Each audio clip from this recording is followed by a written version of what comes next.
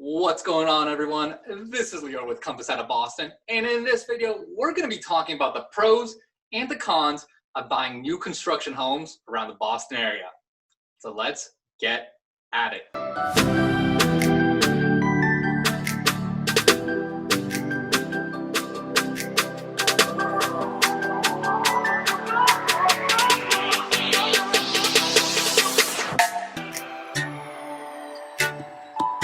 What's going on, everyone? My name's Lior and I'm with Compass out of Boston, and in this video we're going to be talking about the pros and the cons of buying new construction homes around the Boston area. Now, before we get into it, two quick things.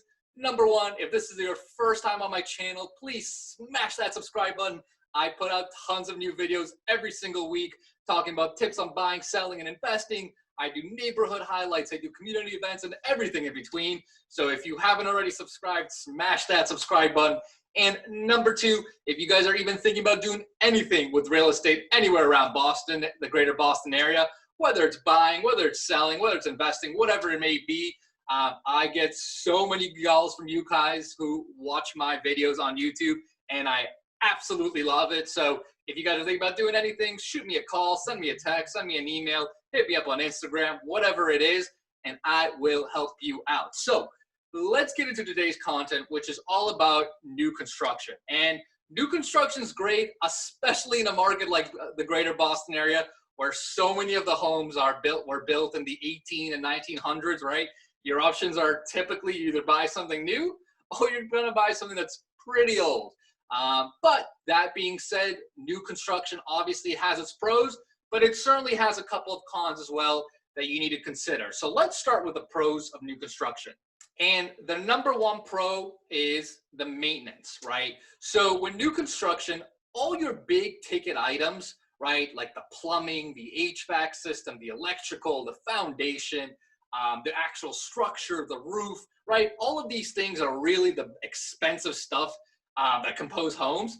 All of that stuff is brand new, right? So when you buy new construction, right, you don't have to deal with really old mechanicals or roof or structure. So your maintenance costs tend to be much, much lower than buying a home that was maybe built in the late 1800s or early 1900s, which is obviously super common around the greater Boston area. So that's a huge advantage, especially for people that just don't want to deal with home maintenance. New construction's a great, it's a great alternative for people that just want to get in there and not deal with that kind of stuff breaking down.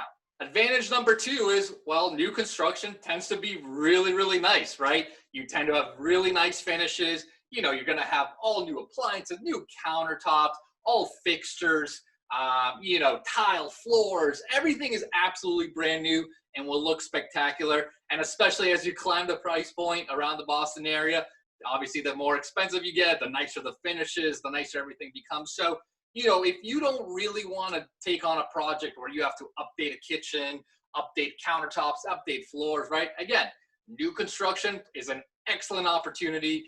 You jump into something that's absolutely beautiful on day one. And finally, advantage number three is the layouts. So with new construction, you tend to get really, really open layouts, right? You have a lot of open concept. Kitchen blends into the living room. Even the dining room is technically will usually be one big bed, one big room. You don't really get that with old homes around the Boston area, right? Again, a lot of these were built 100 years plus ago. Those, open concept was not a thing back then, right? Layouts here for existing homes tend to be a lot choppier, right? Your kitchen is divided from your living room, then you usually got another wall in the dining room. Other things that you don't typically have in older homes, master bathrooms, right? A lot of people really want master baths. They didn't really have that back then. And again, with new construction, you obviously have at least one master bath, sometimes even, you'll have a couple of bedrooms with ensuite bathrooms, depending on the size of the unit. So if master baths is something that's important, usually you'll see it in new construction. Though, of course, if an existing home has been updated throughout the years, they might have that as well. And finally, the last component too, in terms of layouts and all that, closet space. If you walk in older homes, one of the things you'll probably notice is closets tend to be a lot smaller because, when they built these homes in the 1900s, they didn't need huge walk-in closets, right? People didn't have nearly as much stuff as they do today. So you're typically going to have smaller closets, whereas again, with new construction, you know, you're obviously going to get much better closet sizes. You're going to have the master closets as well are going to be way better. You're going to have walk-ins and all that. So, you know, that's what you get with new construction is you get a much more modern floor plan for what a lot of people are looking for in a home today. So those are the pros. Now let's talk about some of the cons. And we're going to start with the most obvious one, which is number one, is the price, right?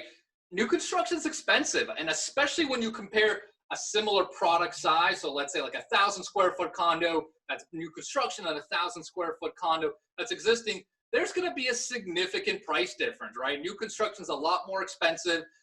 You know, so if that's something you're looking to break into, be prepared to pay up because you're going to be paying significant premiums for the fact that it's brand new, gorgeous, beautiful, and no need to do anything, move right in. Factor number two that a lot of people don't think about a lot is, you know, one of the things with older homes, especially around the Boston area, is they really do have a lot of charm to them, right? Depending on the property. I mean, there's so much unique architecture that was built, you know, in the 18 and 1900s. And even inside, right? There's just some homes just have a really, really nice, like, feel to it. They have really just charming overall. And with new construction, typically it's less of that, right? New construction tends to, you know, it tends to be kind of more, shall we say, a little more robotic, right? Especially in the in the lower price points before you get into the custom stuff. You know, you'll kind of see a lot of the similar finishes. A lot of the units tend to look somewhat similar. You know, so and you kind of need to be, you need to think about that, right?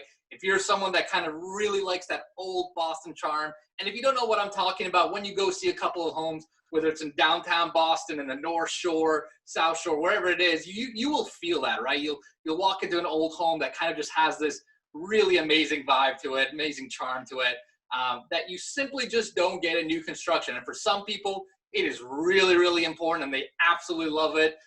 You know, so if that's something important for you, you're probably not going to go after new construction. And finally, con number three, something to be on the lookout for is, even though new construction is, well, new, it's not like you're going to have zero issues, right? A lot of the times when you have new homes, over the first year or two, you're going to have a lot of settling, right? So the actual structure is going to settle into the earth. And sometimes you're going to start to see some, you know, you might see some cracking. I've seen where like glass showers will kind of come out of place a little bit.